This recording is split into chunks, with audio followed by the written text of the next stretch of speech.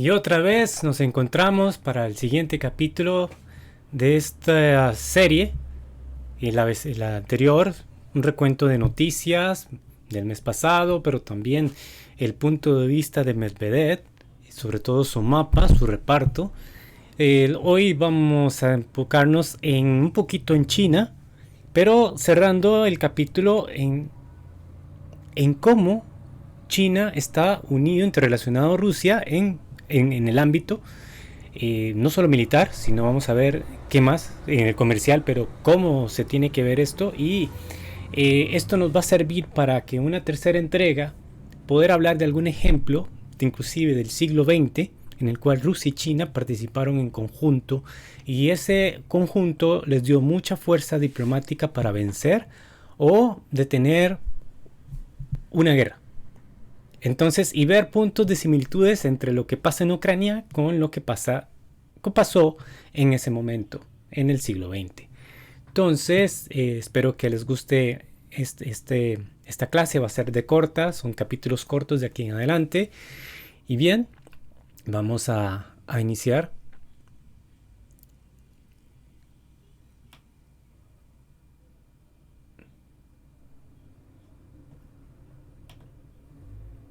Vamos a comenzar con una figura dos figuras muy emblemáticas. Vamos a comenzar con la figura de Xi Jinping y de Kissinger. Es extraño, porque curiosamente yo no considero Kissinger como... Nunca he considerado su mentalidad, siempre fue parte de pensamientos bélicos, fue premio Nobel, sí, correcto, pero estuvo lo de Laos, Camboya, parte asesoró a un grupo de republicanos en el cual se generó todo un ambiente de muchos eventos para finales de los 80, para finales de los 70.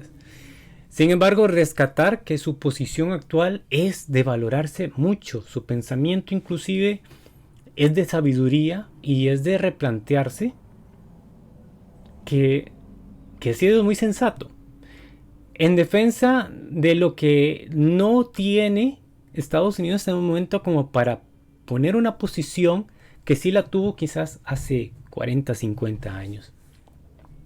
Dos personajes que realmente en el pasado y en el presente, porque prácticamente Xi Jinping es el presente futuro.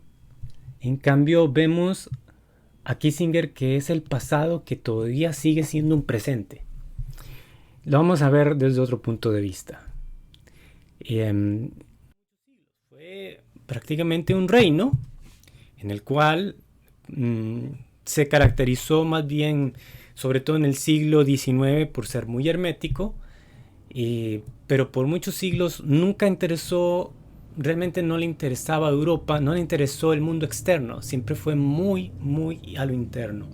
Primero, tenía su milicia preparada para soportar a lo interno, divisiones, también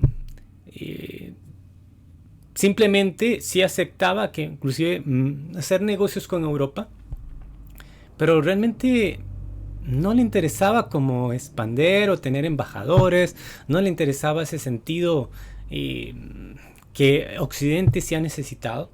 Y más bien para el siglo XIX, China, al verse tan hermético por mucho tiempo, va a entrar que en las debilidades el Occidente, o lo que es Europa, sobre todo Inglaterra, la revolución industrial, los hace demasiadamente fuertes y que desarrollen también una fuerza naval y una fuerza militar muy poderosa, en la cual va haciendo su imperio.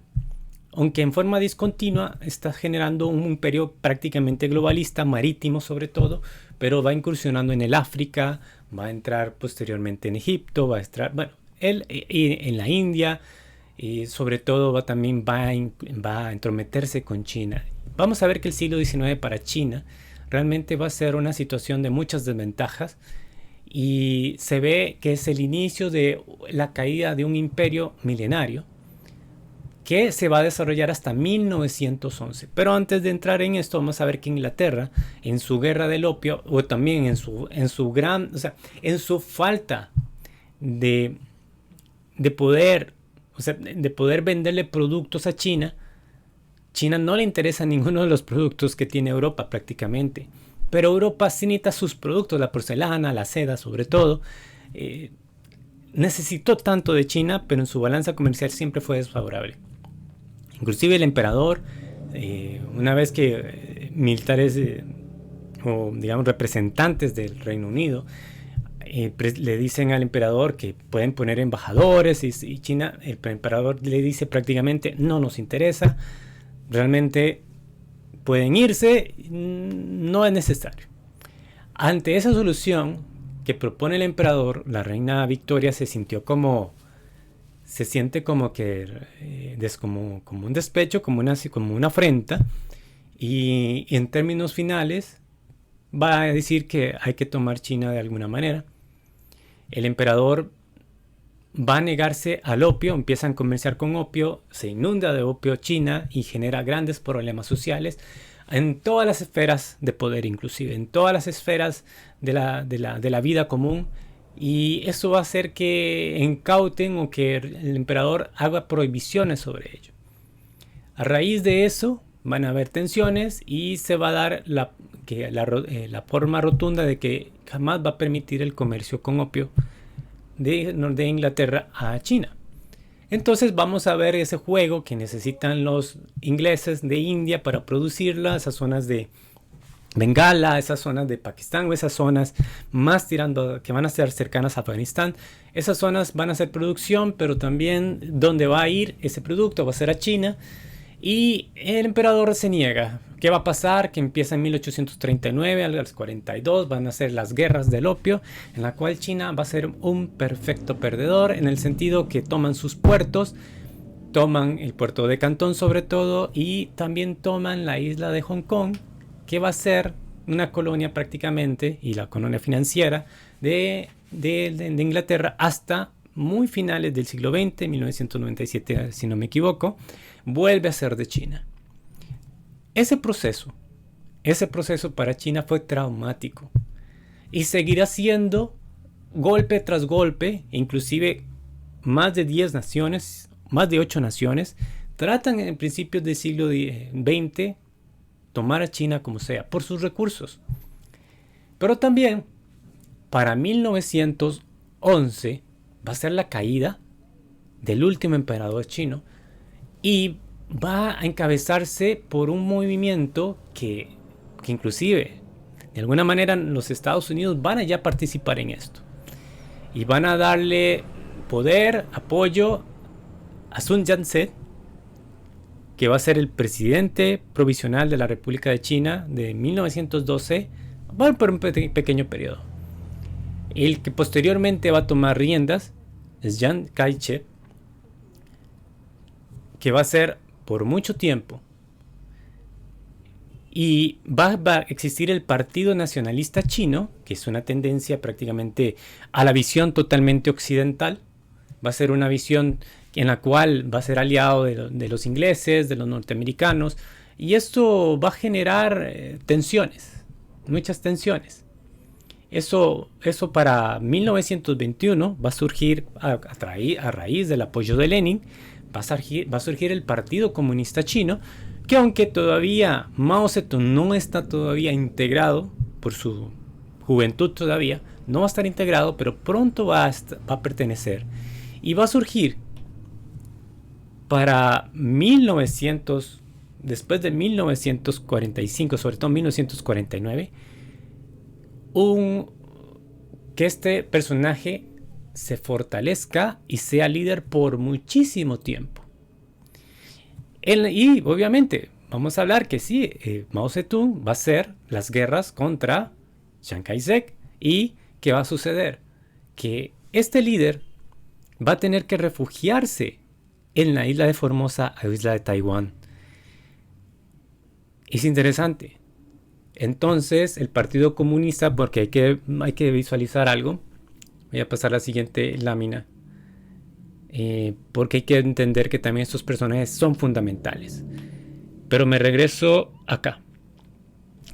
Este líder, durante la Segunda Guerra Mundial, va a tener el apoyo del Partido Comunista Chino, o sea, de Mao Zedong también, o Mao Zedong, no importa, es la misma persona, Mao Zedong o Mao Zedong. Y va a tener esa alianza temporal porque tienen un enemigo en común. Japón tiene controlado territorios de China porque Japón imitó a los británicos, siendo una isla también, tener un desarrollo industrial, también tener un desarrollo naval fuerte y una milicia fuerte. Pero sobre todo la admiración de Japón es la visión de un imperio, la forma de gobernarse de forma autoritaria, bajo un régimen también imperial, pero de una milicia muy fuerte. Entonces Japón hace una serie de invasiones que inclusive va a aprovecharse que dentro de las guerras que existen después de en un tiempo después de 1925 en adelante, las fuerzas del Kuomintang va a atacar a las fuerzas comunistas y se arma una guerra, también se hacen masacres, también se hace una guerra civil que en 1937 Japón va a aprovechar esas divisiones y va a tomar territorios de China. A lo cual, ya iniciada la Segunda Guerra Mundial, todos se van a unir en contra de el sistema imperial japonés colonizando China, que desde mucho tiempo atrás ya tenía las Coreas de alguna forma. Y también debe rescatarse que para la Primera Guerra Mundial Inglaterra le permitió a Japón su expansión sobre China y sobre ciertas islas del Pacífico. Recordar que en Alemania tenía en 1914 una base, un territorio a su administración, Tsingtao, y desde el cual estaban militares como von Spee, que era un líder naval que con sus submarinos dio la vuelta al mundo, realmente generó tensiones para los británicos. Fue en la Primera Guerra Mundial. Bueno, en esta situación lo que hacen los británicos es pedir el apoyo de Japón para que invada ese puerto y la tomen, junto con la ayuda de los australianos, que se van a repartir islas en el sur y Japón en el norte. Es un primer error que se puede decir que cometieron los occidentales, darle mayor poder a Japón. Sin embargo, Japón era un aliado para la Primera Guerra Mundial. Para la Segunda Guerra Mundial, Japón era parte del sistema con que nunca trabajaron juntos, pero en teoría era supuestamente un aliado del sistema nazi, en el cual Japón, en su visión expansionista, que ya venía desde esas épocas, va a arrastrar a una situación en la cual va a atacar Hawái, que es de propiedad norteamericana, y es donde Estados Unidos entra en la guerra. Entonces Estados Unidos le declara la guerra a Japón y de una vez va a participar, después de su neutralidad, va a participar también en Europa. En esta situación que estamos hablando, China está unida. Terminada la Segunda Guerra Mundial en 1945, obviamente por bombas atómicas, en el cual precipitaron lo que ya se sabía que en cualquier momento se iba a rendir Japón. Inclusive se sabe que habían comunicaciones de Japón hacia Rusia de que estaban advirtiéndose que querían una rendición, pero con forma condicionada. Y era mantener, por ejemplo, al emperador como cabeza de Japón. MacArthur y otros no estaban de acuerdo con esas cosas, querían una rendición total, pero MacArthur tuvo que ceder porque sabía que si no aceptaba al emperador como la cabeza del Estado, podría entrar en una guerra sin fin en Japón. Lo que sí lograron los norteamericanos, entender que esa figura imperial era importante para el japonés, porque siempre lo vieron como un dios. Lo que sí lograron una transformación efectiva es que de un día para otro, ese dios tenía voz y habló en radio, hablando de una rendición, y de la noche a la mañana era un emperador, pero que ya no era dios, era un humano más. Recordar que MacArthur también en la guerra de Corea de 1950 tuvo ideas muy agresivas, inclusive que para poder vencer a los coreanos del norte, que estaban de una visión comunista, pidió más de 40 bombas atómicas para terminar esa guerra, que estaban perdiendo ya territorios. Pero en este caso el presidente norteamericano no cedió a eso y le dio su retirada, pero como un héroe nacional.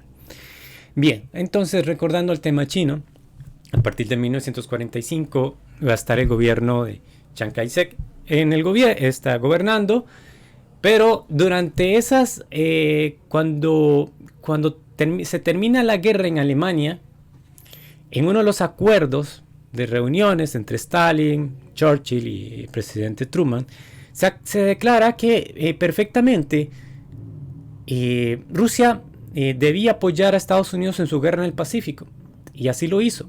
Pero dijo que 3 meses terminada la guerra, replantearía todo su ejército hacia el Japón.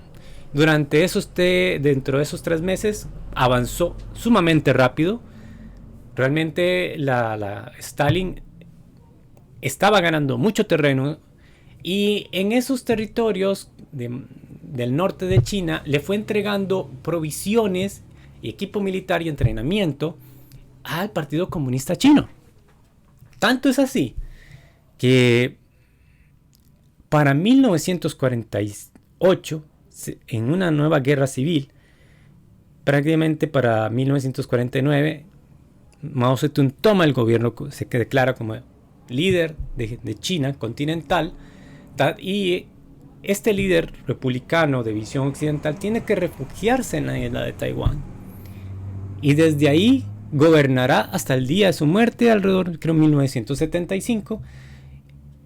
Y esta visión, durante esos 30 años, la visión que tuvo con Estados Unidos y con Occidente es que era un grupo que se tuvo que desplazar, que era el verdadero gobernante inclusive de toda la China esta continental, desde solamente de la isla más la China continental, y que los chinos del continente eran unos rebeldes.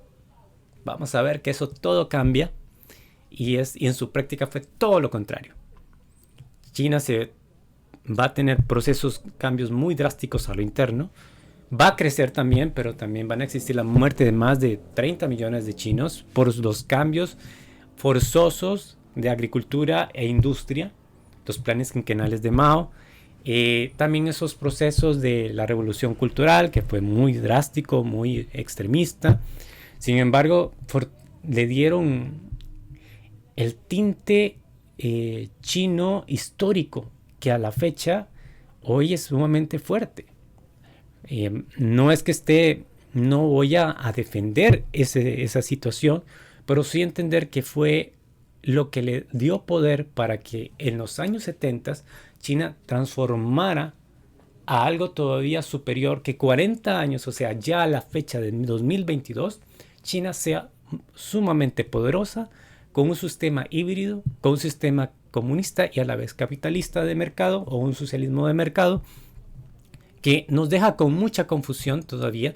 Hay muchos que no saben qué es China todavía, pero es un híbrido que a la postre vamos a entender que tiene una posición estratégica, siempre la han tenido históricamente, y en este momento que tienen apertura nuevamente hacia el mundo, tienen un poder que se está expandiendo a ser un nuevo potencia, al hacer una nueva potencia globalista, en detrimento del poder global de Estados Unidos, que surgió a partir de la caída de la URSS el 31 de diciembre de 1991. Entonces, para 1949 vamos a tener la China de Mao, y vamos a tener a Stalin. Esta unión, no es unión, esta participación, este dúo, va a tener extraordinarios, o algo tan trascendental para la geopolítica de mitad del siglo XX. La Guerra Fría ya está declarada prácticamente. Si fue apenas terminada la Segunda Guerra Mundial, podemos entender que para 1949 está totalmente marcada la Guerra Fría. Empieza la Guerra de Corea en 1950, pero en 1949 el Partido Comunista Chino y Stalin van a hacer un bloque en el cual vamos a ver que para todavía 1956 realmente ni Francia, ni Inglaterra, ni Estados Unidos, ni otros podían enfrentarlos directamente. La Guerra Fría siempre significó eso, que si iban a pelearse por territorios, eran por personas que iban a ser sus aliados o sus lacayos, o los que también podían entenderse que si iba a haber un conflicto en algún territorio por choques ideológicos, porque más que todo entender que siempre los líos que ha tenido Occidente con Rusia no solamente han sido ideológicos, ha estado encubierto las ideologías. Realmente ahora se va a entender que para este efecto es un problema ideológico y que va a abarcar que si algún país que quiera tener las tendencias marxistas de ese momento iban a chocar con las occidentales, y la Guerra Fría va a ser en territorios ajenos a las grandes potencias, donde ambos iban a aportar equipo, militares, economía y ganar territorios, y sobre todo esa expansión. Eso tenemos que tenerlo claro. Mao Zedong, a la muerte de Stalin, él siempre admiró a Stalin. Él va a continuar con sus planes quinquenales. Su primer quinquenal era que, bueno, somos agrícolas, pero nos vamos a pasar a la industria, la movilización. Eso generó que muchos campesinos dejaran el campo, pero en detrimento de la alimentación interna de China. Y darle prioridad a la exportación de productos. Eso generó una hambruna y generó las primeras muertes. En su segundo plan quinquenal vamos a encontrar que Mao dice, no podemos descuidar ni una ni otra, entonces vamos a hacer marchas forzadas de trabajo de tantas horas en el día para la agricultura, y la misma persona otras horas más por igual en la parte industrial. Eso generó desgaste, generó también que ni una ni otra quedaron bien y siguieron las hambrunas. Para esto China necesitó mucho tiempo para poder establecer esta situación, pero de ahí nació las bases en el cual el tener esa posición industrial como desarrollo inicial, también la Unión de Repúblicas Socialistas pasó por esas circunstancias, pero eso lo pasó tal vez en menos magnitud que en China.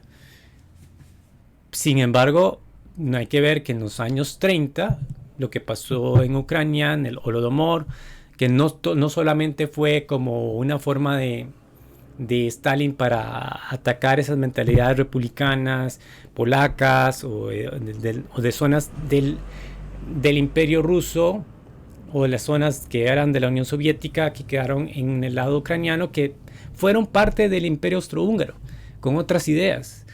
También esas hambrunas también fueron por los cambios que sucedieron para romper el sistema privado e imponer realmente los sistemas colectivos. Esa también generó una hambruna, inclusive el necesitar pagar su deuda con trigo, y había que obtener todo el trigo posible para pagar deuda, y quedaba muy poco trigo para el consumo interno en algún momento. Eso fue una parte muy dura de la parte ucraniana, eso sí se debe entender. Esto, digamos, en China fue diferente. En todo esto, Mao va desarrollando una figura, un liderazgo y una visión única, muy endiosada. Y va a tener un proceso alrededor de 1959. Él va a perder temporalmente poder por parte del Partido Comunista Chino. Entonces van a estar otras figuras, inclusive Deng Xiaoping. Vamos ahorita a mostrar otra vez quién es Deng Xiaoping. Y junto con otros empiezan a tener, a desplazar la figura de Mao Zedong. Mao Zedong no hace nada para atacarlos a estos dos directamente, pero sí hubo un proceso en el cual va eliminando a muchos otros durante su forma de gobierno. En este caso vamos a tener la figura de Mao Zedong, y durante esos años en el que estuvo en una posición, sí tuvo a cargo de la forma de la cultura, la educación, y va a generar que para 1967 su imagen para crear la revolución cultural china otra vez remonte en el poder hasta su muerte en 1976. Deng Xiaoping va a quedar un poquito replegado, pero él se mantiene con vida y vamos a ver que ya la unión entre Rusia, ante la Unión Soviética y Mao Zedong se va a fraccionar para principios de 1960. Todavía 1956 hay conversaciones con Khrushchev, que ya porque Stalin muere en el 53 y Khrushchev empieza a gobernar en el 54 y va a estar hasta 1964 aproximadamente. Durante ese proceso con Khrushchev empieza a hacerse diferencias y incompatibilidades entre China y Rusia. De hecho, para 1964 aproximadamente, ya prácticamente romper relaciones con la Unión Soviética. Entonces, Estados Unidos entendió algo. Entendió que aunque a China no le gustaba su sistema, no le gustaba Mao Zedong, no le gustaba que fueran marxistas tampoco, no tenían ese conflicto con China. Sí protegían a Taiwán, pero entendían que su verdadero enemigo era la Unión Soviética y su fuerza en el Pacto de Varsovia, su fuerza sobre Hungría, su fuerza sobre Checoslovaquia, su fuerza sobre la Alemania Oriental dividida, como repartos de la Segunda Guerra Mundial entre todos. Y la Unión Soviética se mantuvo como un bloque para protección de su sistema de seguridad nacional. Y donde empieza el Plan Marshall para generar que Occidente reciba recursos, se restablezca y no se llegue a expandir las ideas comunistas en el resto de lo que hablamos, Francia, Alemania, por ejemplo, que no llegara al propio centro de Europa. Ese Plan Marshall va a dar un gran aporte a Estados Unidos. Y en el lado del Pacto de Varsovia, ese apoyo económico, ese apoyo industrial. Sin embargo, obviamente sabemos que lo que sí diferenció mucho del sistema soviético al sistema occidental fue la capacidad del sistema capitalista para hacer diversidad, para hacer más atractivo todo. Eso fue lo que tal vez jaló a muchos ciudadanos del lado oriental, en el cual también veían que no tenían grandes riquezas, pero viendo las famosas riquezas que tenía Occidente. Para 1964 van a haber cambios políticos en el mundo, sobre todo en el 68, y van a haber inclusive lo de la vuelta de Praga también. En México van a tener también, o sea, el mundo está cambiando en los años 60. Y eso no va a ser diferencia para China. También Mao Zedong está envejeciendo. Está envejeciendo Mao Zedong y vamos a entender que sabe que China necesita cambios. Y que no siendo ya teniendo las relaciones con Rusia o la Unión Soviética, mejor, va a tener necesidad de entablar con otros socios comerciales. Y va a tener necesidad de tener aperturas. Aunque Mao Zedong no está claro que él vaya a hacer las aperturas, sí generó las condiciones para las iniciales aperturas a partir de 1972, en la cual vamos a tener de nuevo a Kissinger como una figura importante en esa primera conexión. Esta imagen son los que realmente han hecho que China sea hoy poderosa, sea capitalista y sea la productora mundial de muchos artículos en los cuales estamos usando sin darnos cuenta, y sea un gran consumidor también de nuestros insumos para mucha producción.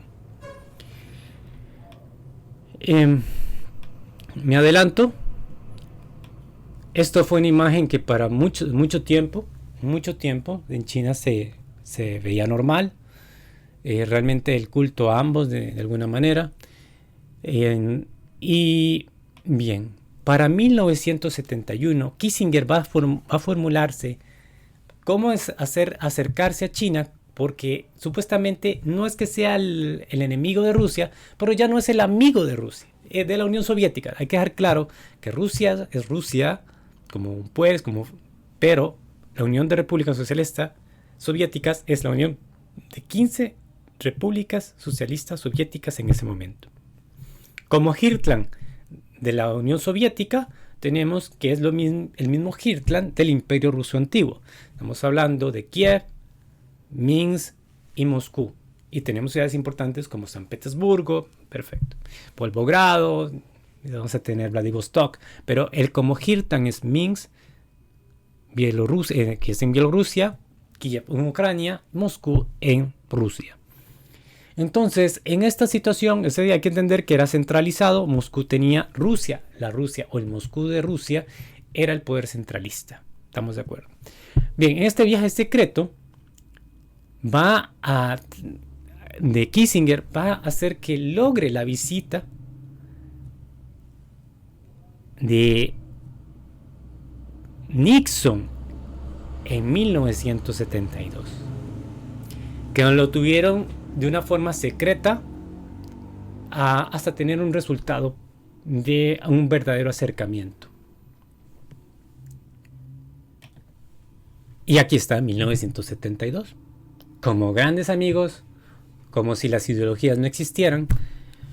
Y aquí se dan los primeros pasos para que hayan cambios económicos, cambios políticos lentos, pero cambios económicos sobre todo. Y eso va a formular que para 1979 Deng Xiaoping, ya ahora con una gran presencia en el poder chino, porque realmente él regresa de una manera interesante al poder de China, porque no era el elegido por Mao Zedong, pero esta figura Deng Xiaoping tenía una visión de apertura muy clara, que necesitaba de Occidente trabajar en un sistema abierto, con apertura. Qué bien, ¿qué vamos a lograr con esto? A raíz de esta reunión, Estados Unidos reconoce a China como ese país, reconoce que tiene un sistema de partido comunista y deja a Taiwán como la isla sin pies ni cabeza, porque no tuvo ni una posición en la ONU. La China continental la va a tener. Aquí se va a dejar claro la posición que es muy, muy, muy precaria hoy en día. Estados Unidos defiende tanto Taiwán simplemente porque es un pivote, como también Ucrania, como para Rusia, Ucrania es importante. Para China, Taiwán es importante porque son parte de la visión china. Entiéndase, Taiwán, la isla de Formosa o la isla de Taiwán, es gente china, son etnias chinas. No hay ninguna diferencia. Es la misma lengua incluso. Tienen la misma historia. Es más, la población que llegó emigrante huyendo de Mao Zedong, llegan a habitar la isla que es de China. Pero ellos dicen que son una nueva república, o un nuevo lugar, que la China es una China diferente a la China continental. En su práctica sí, son tipos de economías diferentes por mucho tiempo. Hoy en día lo que los diferencia es que es un sistema republicano, más republicano, y otra es un sistema prácticamente de partido único. ¿Qué va a trascender de todo esto?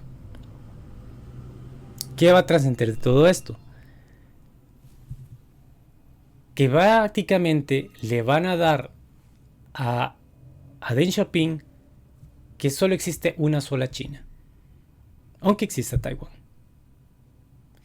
Aquí va a quedarse prácticamente Taiwán en una total desventaja, aunque sí va a tener la protección militar de Estados Unidos. Pero eso va a hacer que se retiren fuerzas estadounidenses de la isla y un tratado de mutua defensa con la China nacionalista. O sea, van a generar condiciones un poquito contradictorias. Pero este fue el punto de partida para lo que es China hoy en día. Cuando fueron las protestas del Tiananmen en 1989, porque los cambios económicos estaban haciéndose ver, hubo problemas. no se ajustaban bien o no eran, todavía no se habían desarrollado plenamente.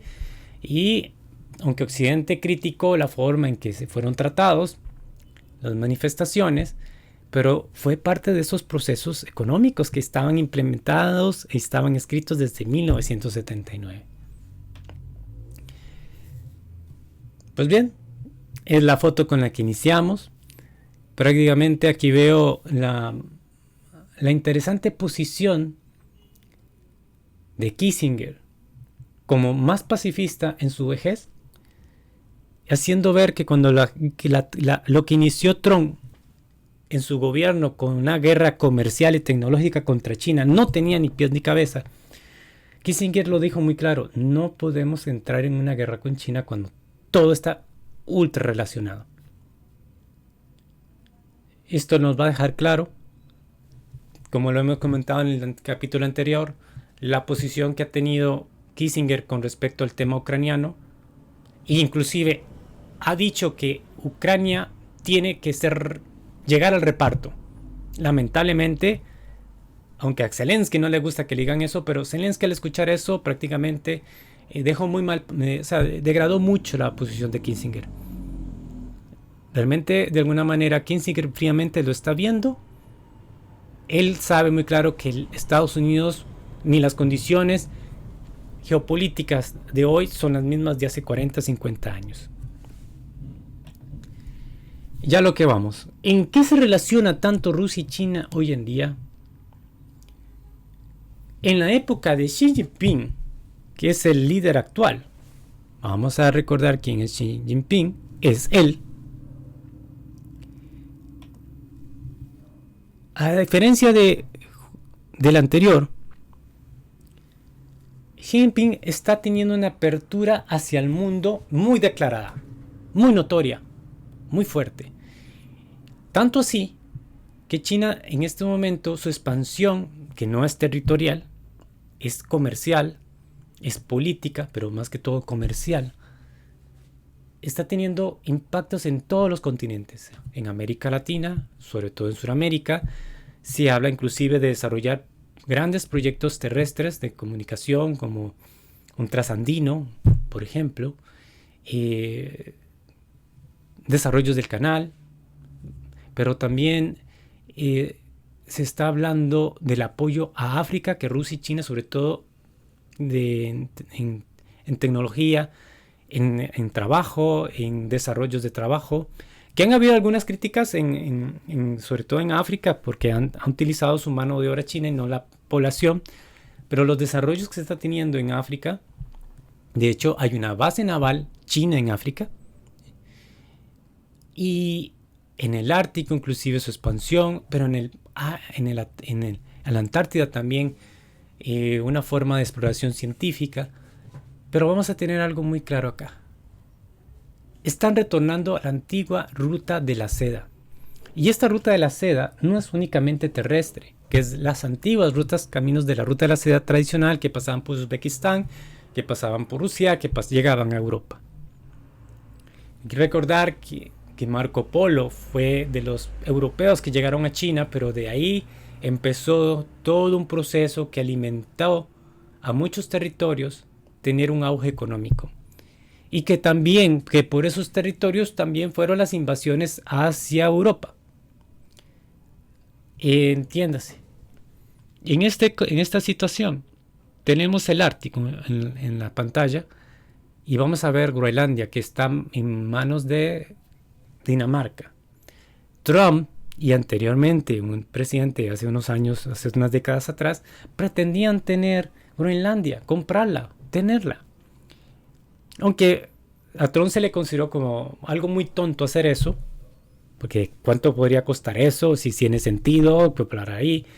Pero a nivel estratégico del Polo Norte es importante, porque eso haría que Estados Unidos tuviera gran poder territorial en el Polo Norte.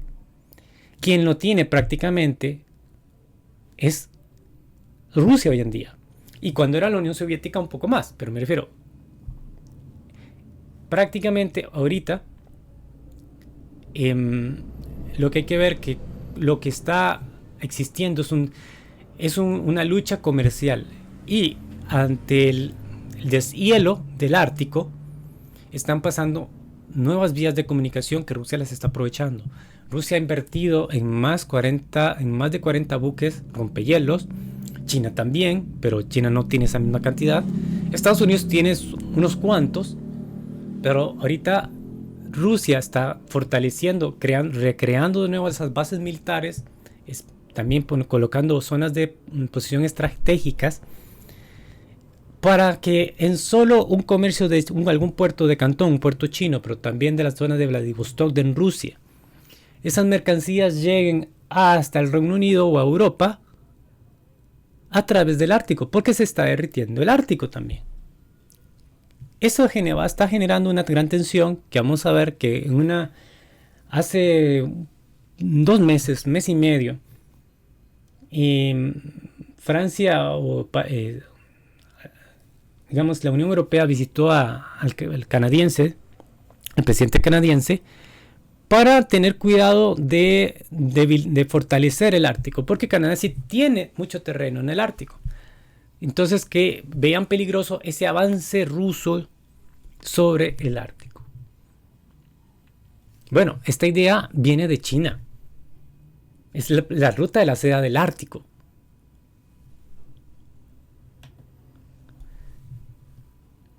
Cuando menciono a Xi Jinping, me recuerda al militar Chen He, que cuando todavía ni siquiera se había descubierto América, este señor tuvo más de 300 barcos con dimensiones gigantescas y logró hacer una ruta comercial que ya existía, pero hacer una navegación con esos barcos por todos sus territorios marítimos, a India, África. Pero fue un pequeño periodo. China después volvió a cerrarse. Hoy en día tenemos una China en total expansión, en apertura. Y sabemos lo importante de su sistema de transportes, los contenedores que están abarcando en todo el mundo.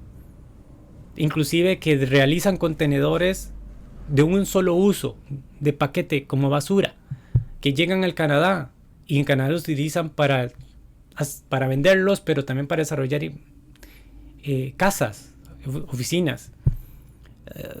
Es tan importante el sistema de producción chino en este momento que prefieren perder el contenedor. No les devuelven el contenedor muchas veces. Esos fueron los viajes.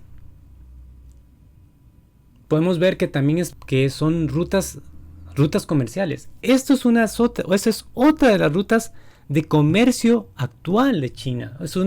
Quiero decir, la ruta de la seda no solamente es terrestre, no solamente es el Ártico, también son rutas marítimas. Impresionante. Y con 3 carabelas, Colón llegó a América. Y eran pequeñas embarcaciones. Esto es una enorme embarcación. Aquí vemos más claro la ruta de la seda. Y para que exista esa ruta de la seda, tiene que haber una fuerte unión con Rusia. Con la actual Rusia.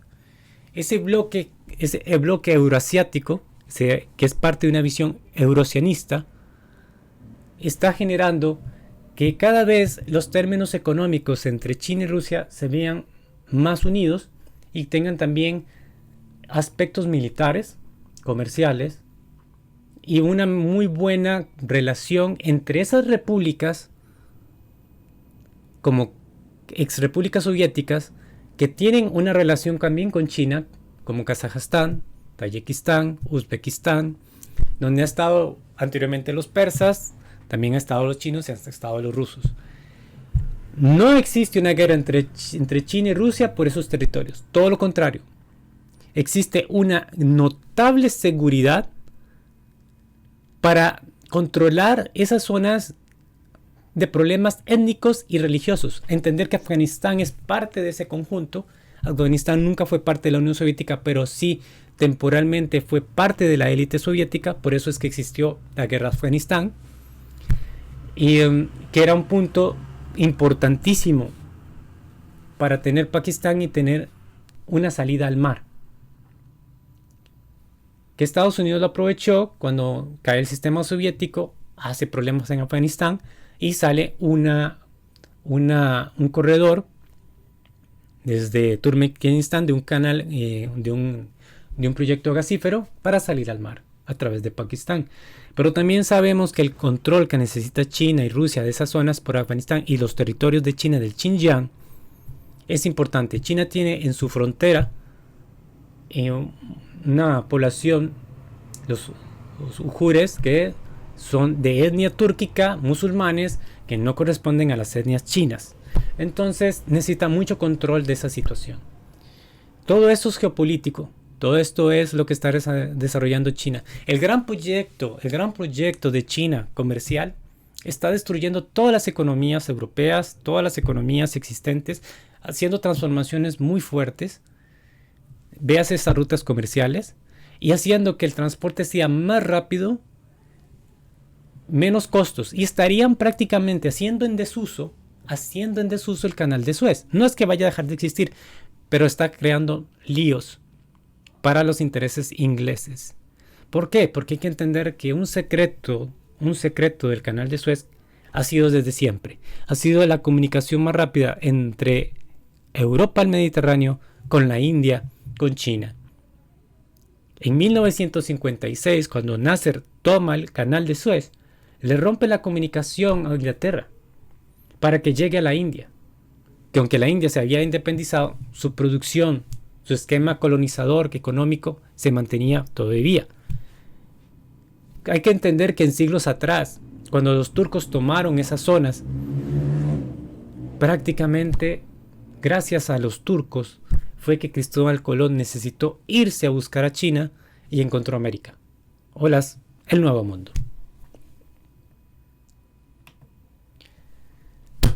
Con el tema de novedad que existió hace un mes prácticamente, Estados Unidos no reconoce a Taiwán como país independiente, dado que mantiene relaciones diplomáticas con China y aceptaron la política de una sola China, pero también entendemos que China hoy es un país con dos sistemas también, porque Hong Kong y Macao, pero sobre todo Hong Kong como ente financiero inglés, quedó en manos chinas, que es un mundo más capitalista, y China está controlando con una visión de economía estatista, de control de partido único, una gran economía capitalista global y de productora. Prácticamente es un híbrido y está desarrollando muchas nuevas ciudades como Hubei, ciudades tecnológicamente interesantes y una población con un acceso económico diferente. No está creando un país de pobres, sino que está creando unos nuevos ricos. O sea, es muy interesante la posición de China. Eso es un tema muy complejo porque para el mundo occidental va a ver que la estructura es muy autoritaria, va a ver que no hay libre mercado, va a entender otra cosa, que es un control estatista, que Occidente, el lado, por ejemplo, es norteamericano, choca con esas ideas. Pero ya no es un mundo netamente de ideologías, es un mundo económicamente, es una guerra de capitalistas, o lo que está pasando hoy en día. Los aliados de Taiwán. Estos son los aliados de Taiwán. Ningún país, primero, ninguno de estos países, ni Guatemala, ni Belice, ni Honduras, ni Haití, tienen bombas atómicas. No tienen un peso internacional fuerte. No tienen una política colonial, nada. Son pequeños lugares, territorios. Son poblaciones pequeñas. Esos son los únicos que reconocen a Taiwán. Entonces, ¿por qué tanto conflicto por Taiwán si ni Rusia, ni Francia, ni Inglaterra, ni Estados Unidos la reconocen? Y hoy en día cabe el concepto de que son unos refugiados, son rebeldes, porque China sabe que tarde o temprano la va a tener, no necesariamente militar, simplemente comercial. ¿Por qué? Porque tenemos el RCEP, que lo tienen firmado 15 países, en los cuales está hasta Australia, que es de visión occidental, Nueva Zelanda, de visión occidental, pero está Indonesia, están las Coreas, está Vietnam, está Laos, está Filipinas, está Japón, que aunque Japón tenga sus roces con China o sus temores, pero también China tiene sus temores de Japón.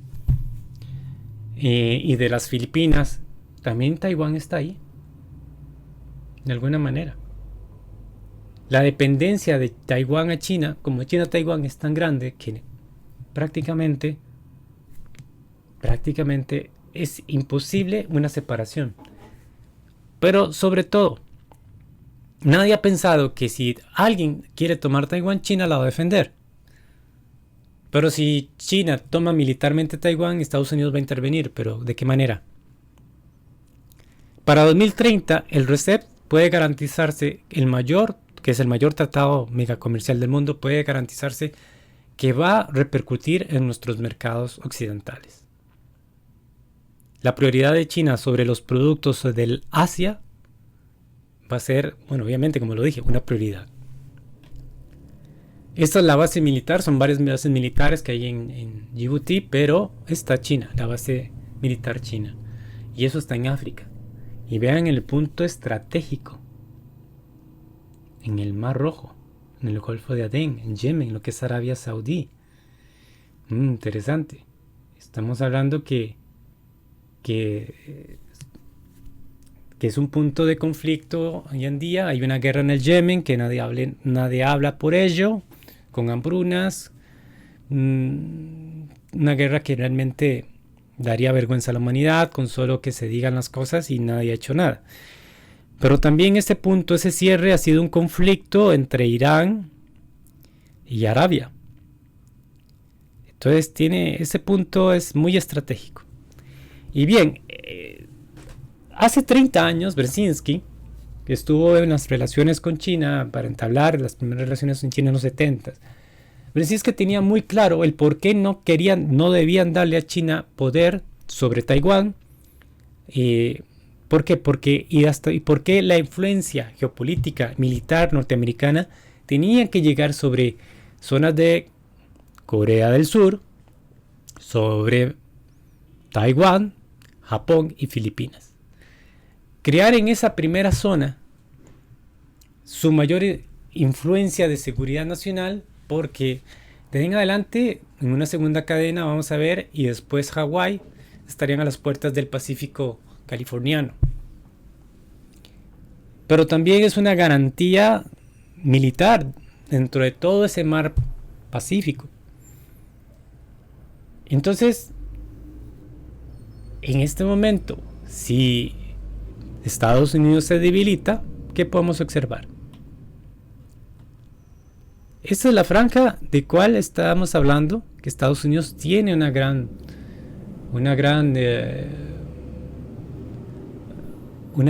importancia, esta parte. Una primera etapa que puede tener China de expansión, posiblemente presencia más militar, pero de mayor dominio, es esta primera línea, o segunda línea, mejor dicho, Filipinas, Indonesia, Japón. No significa que invada Japón, no significa eso. Estamos hablando en términos comerciales y mayor presencia de navieras, presencia de comercio, de explotación marítima, control y hasta militar podría ser, pero no significa que tenga que invadir. Y aquí tenemos Hawái. Si China llegara a tener un superpoderoso poder, prácticamente tendrían las costas americanas. Y esto es lo que no quiere perder Estados Unidos. Esa es la primera cadena de islas en la cual Estados Unidos tiene su influencia.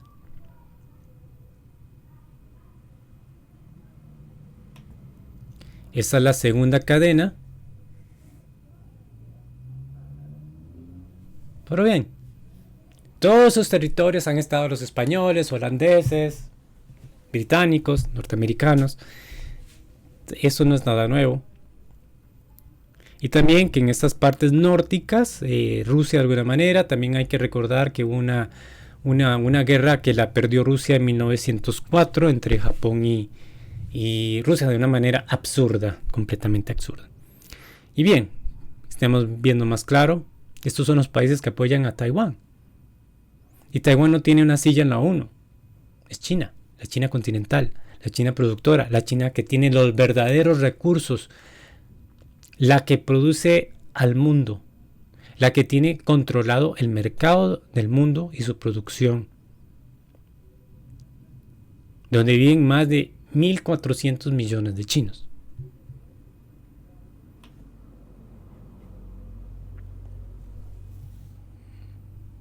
Es simplemente una comparativa, nada más interesante con respecto a la 1.4 hoy en día, contra 23, 24 millones de Taiwán.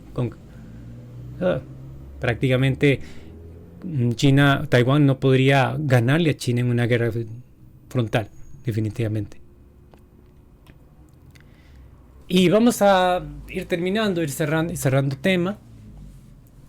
Vamos a ver que el 29 de agosto de 2022 se hizo el anuncio público internacional de más de 50.000 militares que iban a participar. Es algo extraordinario porque iban a estar países como Nicaragua, India, en colaboraciones conjuntas. Hay que entender que la India no es que esté de parte de todo, de Estados Unidos, es muy, muy, muy particular la India, aunque sea de una visión británica en su colonización, pero sí necesita alianzas estratégicas. Además, estamos claros que India está aprovechando en este momento el descuento del petróleo y el gas ruso que lo revende a Europa.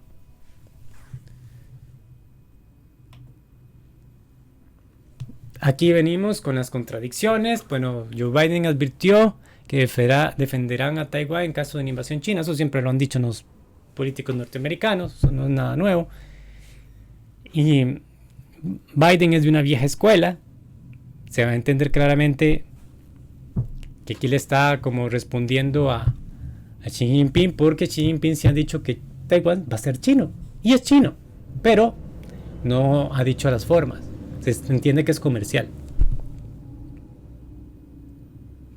Recordar que hace poco la Cámara de Representantes, la presidenta Pelosi, no cometió un error, simplemente es lo que ella hace. Eso lo hizo anteriormente, hace unos años, y otro señor de la Cámara, y en 1989 o 91 ella hizo algo similar en China. Entonces en China no la quieren, no es bien vista, pero ella hace ese tipo de manifestaciones y llegó a Taiwán, haciendo que las alertas de amenazas que le iban a destruir el avión en que viajaban, pero sí hizo que la cadena alrededor de la isla fuera vigilada por barcos militares chinos.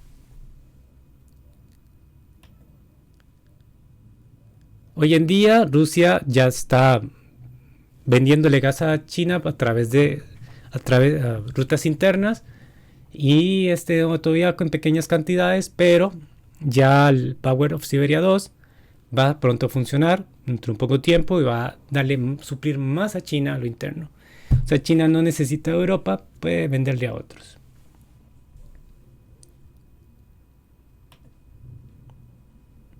Ese es el reset. Algo muy importante aquí: lo que dijo Napoleón Bonaparte acerca de China. Cuando China despierte, el mundo temblará. Es decir, hay un gigante dormido. Cuando despierte, son cosas que no deben de subestimarse de una poderosa nación con grandes recursos, y que Rusia también, con sus grandes recursos, aunque no sea financieramente fuerte, está haciendo un bloque euroasiático junto con China, que juntos formarán el Hirtland. Van a tomar de África su patio, van a engrandecerse por ahí, y eso los va a generar prácticamente el control económico y político, que prácticamente va a hacer que las Américas se ven un poco aisladas. Pero siempre China buscará el comercio con nosotros, pero con respecto a Rusia va a haber un pequeño tensión, y aquí va a ser una guerra de desgaste entre potencias, a ver cuál va a tener mayor fuerza. O sea, que hay un choque de potencias regionales, y Estados Unidos quede en una posición regional, pero con una visión un poco más aislada. ¿Hasta qué punto van a tener un aislamiento? Esa es la pregunta. si por 30 años se nos habló de libre comercio y muchas cosas, aquí ahorita se están hablando de economías nacionalistas, se está hablando de bloques, y esos bloques van a generar que cada posición tome particularidades. Entonces, la lucha de Occidente y Oriente sigue otra vez. Antes, si no fueron los turcos, si fueron los musulmanes, si fueron las ideologías marxistas, etc. No importa. Eso es una lucha de potencias que hay que tenerla claro. Cerrando, voy a dejarles este último video.